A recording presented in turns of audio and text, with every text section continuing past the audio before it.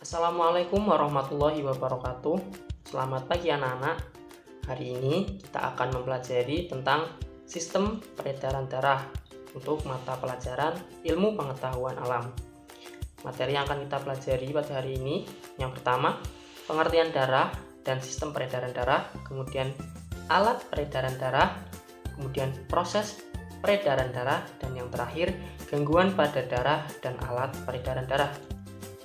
Sebelum itu, Bapak izin memperkenalkan diri. Nama Muhammad Aulia Ahsan dengan NIM 2319005. Tempat tanggal lahir Pekalongan 7 September 2001. Alamat Paisan Utara, Kecamatan Kedung Muni, Kabupaten Pekalongan. Hobi Bapak yaitu editing. Riwayat pendidikan MI Wali Songo Bodo, MTS YMI Wonopringgo, dan Man Kabupaten Pekalongan. Sebelum kita memulai pelajaran pada hari ini, alangkah baiknya kita berdoa bersama-sama dengan membaca bacaan basmalah. Bismillahirrahmanirrahim. Baik, langsung saja untuk materi yang pertama, yaitu pengertian darah dan sistem peredaran darah.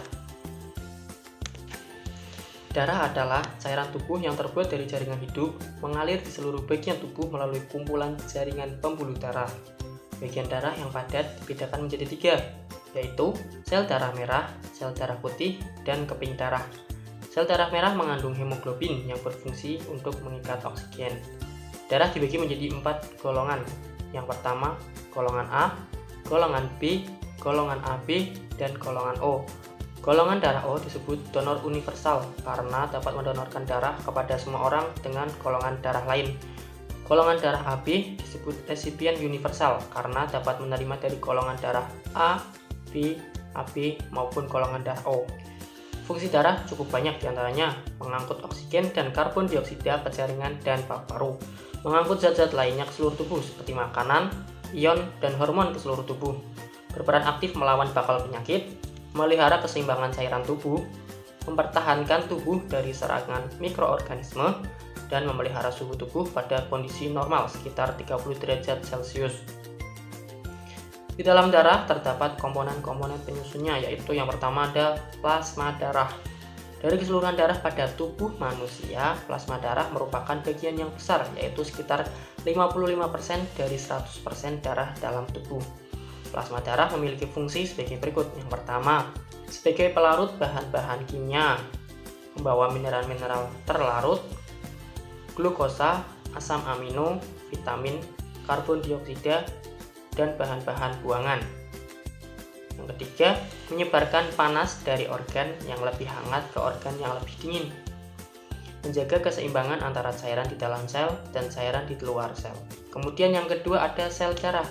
Apa sih itu sel darah? Sel darah merupakan komponen lain dari darah. Dalam darah terdapat sekitar 45% sel darah yang berupa padatan, lebih sedikit dari plasma darah. Nah, setelah mempelajari apa itu darah, kita akan melanjutkan ke sistem peredaran darah. Sistem peredaran darah yaitu sistem yang mengatur pemompaan darah yang dibutuhkan tubuh untuk kelangsungan hidup. Sistem ini juga mengangkut zat-zat maupun hormon yang dibutuhkan tubuh sehingga tersebar merata. Tidak hanya pada manusia, begitu juga dengan hewan. Nah, setelah itu, bagaimana sih sistem peredaran darah itu berlangsung dan apa saja sih alat-alat yang digunakan untuk berlangsungnya sistem peredaran darah? Sistem peredaran darah dapat berlangsung melalui alat-alat peredaran darah sebagai berikut. Yang pertama ada jantung. Jantung berfungsi untuk memompa darah ke seluruh tubuh. Jantung terletak di dalam rongga dada sebelah kiri. Jantung memompa darah dengan cara mengembang dan mengempis secara bergantian. Melalui denyutnya, jantung memompa darah agar mengalir ke seluruh tubuh. Ketika jantung memompa darah ke dalam pembuluh nadi, pembuluh tersebut ikut berdenyut. Jadi, denyut jantung yang dapat kita ketahui dari denyut nadi. Di dalam jantung terdapat 4 ruangan yang terbagi menjadi 2 bilik, yaitu ventricle dan 2 serambi atau atrium. Serambi dan bilik kiri, jantung berisi darah bersih yang kaya oksigen, sedangkan bilik dan serambi kanan berisi darah kotor. Di dalam jantung juga terdapat sekat yang disebut katup jantung. Katup jantung berfungsi untuk mencegah bercampurnya darah yang mengandung oksigen dengan darah yang mengandung karbon dioksida. Kemudian, alat peredaran darah yang kedua yaitu adalah pembuluh darah, yaitu organ tubuh yang berfungsi untuk mengedarkan darah ke seluruh tubuh. Pembuluh darah membawa darah yang kaya oksigen, nutrisi, maupun karbon dioksida. Pembuluh darah dalam sistem peredaran darah terdiri dari dua jenis, yaitu arteri dan vena. Pembuluh darah arteri bertugas membawa darah yang kaya akan oksigen dari jantung menuju ke seluruh tubuh. Pembuluh darah vena bertugas membawa darah kembali ke jantung, baik dari seluruh tubuh atau dari paru-paru. Pembuluh darah vena membawa darah yang kaya akan karbon dioksida dari seluruh tubuh menuju jantung. Kemudian, alat peredaran darah yang terakhir yaitu paru-paru. Paru-paru bertugas sebagai penyuplai oksigen ke dalam darah. Darah yang telah diedarkan ke seluruh tubuh tidak lagi mengandung oksigen, melainkan banyak mengandung karbon dioksida.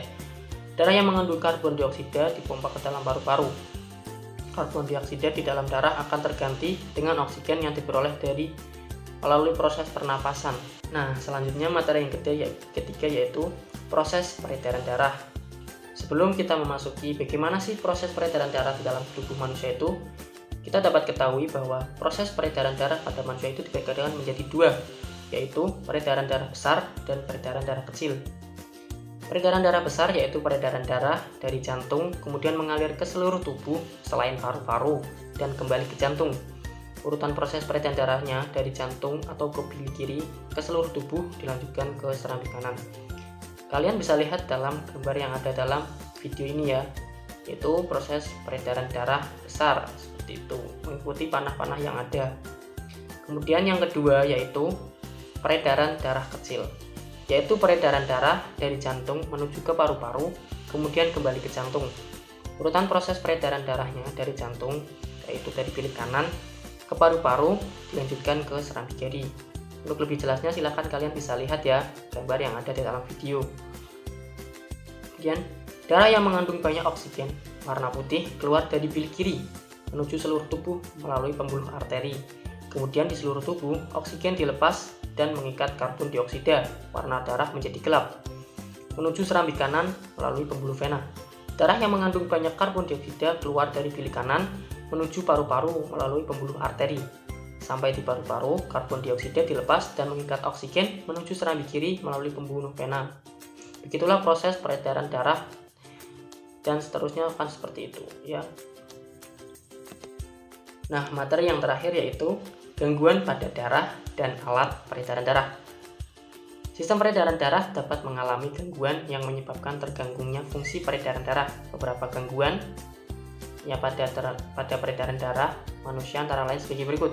Yang pertama, hipertensi dan hipotensi. Apa sih itu hipertensi dan hipotensi itu? Hipertensi merupakan penyakit tekanan darah tinggi yang disebabkan penyempitan pembuluh darah. Sebaliknya, hipotensi merupakan penyakit tekanan darah rendah yang salah satu penyebabnya adalah kekurangan gizi makanan. Kemudian gangguan yang kedua yaitu adalah anemia. Anemia merupakan penyakit kekurangan sel darah merah. Anemia dapat disebabkan oleh pendarahan yang hebat sehingga banyak darah yang terbuang, kekurangan zat besi, dan kanker tulang yang mengakibatkan terganggunya pembentukan sel darah merah. Ciri-ciri penderita anemia adalah cepat lelah, sering sakit kepala, dan wajah pucat.